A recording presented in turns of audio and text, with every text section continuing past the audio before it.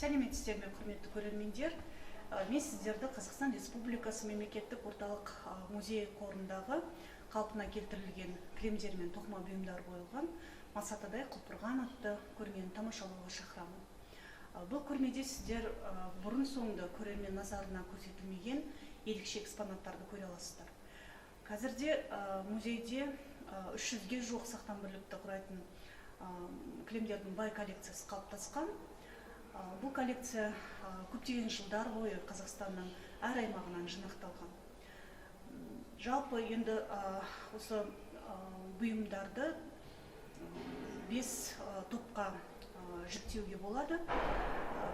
Ол түкті кілем немесе қалы кілем, тақыр кілем, алаша, тұс кілем, сосын шағын тоқыма бұйымдары. Көрмеде қойылған ең көне кілемге назар аударыңыздар. Бұл кілем 1934 жылы Шымкент облысы Шаян ауданында тоқылған. Музей қорына 1957 жылы алынған. Реставрация мамандары бұны қалпына келтірген. Оны сіздер осы кілемді аңғарып қарап көресіздер.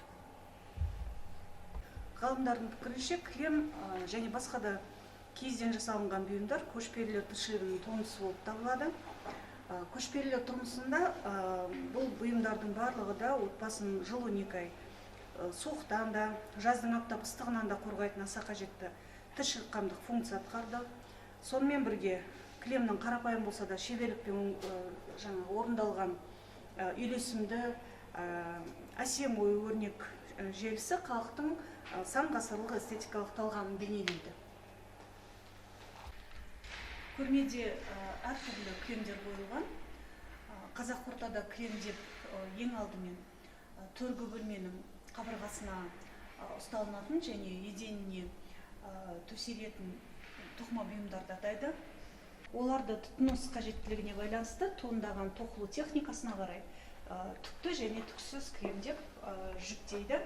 Ал тұс кілем деп тер мен күдерден, сондай-ақ мауыта, пүліш немесе қатипа сияқты маталардан жасалған тұсқа ұсталынатын бұйымдарды атайды. Кілемдердің аталған екі түрінің ішінде ең қымбат бағаланғаны әрине қалы кілем. Кейбір деректерге қарағанда сапалы және көлемді тоқылған қалы кілем 4-5 жылқының құнына пара-пар болған екен. Жалпы қалы кілем тоқу ісі Қазақстанның оңтүстік, батыс өңірлерінде қазіргі Қызылорда, Жамбыл, Атырау, Маңғыстау облыстарында жақсы дамыды. Тақыр кілем тоқу республиканың барлық өңірлерінде ежелден орныққан тоқымашылық дәстүрдің ерекше саласы болды.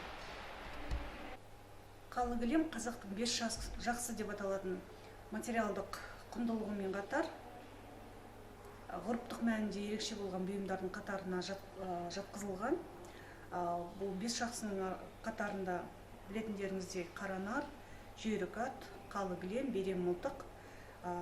Бұрындары оның орнына алмас қылыш немесе ақсауытты атайтын болған. Сонымен қатар қымбат аң терісінен тігілген ішік. Қазақ кілемдері техникасымен орындалу технологиясы бойынша және семантикалық композициялық жағынан өзінің ерекшеліктері бар. Міндетті түрде кілемде бірнеше бөлігін көресіздер. Ол ортасы табақ немесе көл, су, қорған және жиек деген бөліктерден тұрады. Көрмеде сіздер сонымен қатар осы қойылған бұйымдардың музейдің қорына түскен кезінен бастап ұзақ жылдар бойы сақталуына үлкен еңбек еткен музей реставраторларының шеберлігінің қыр-сырымен де таныса аласыздар. Келіңіздер, көріңіздер.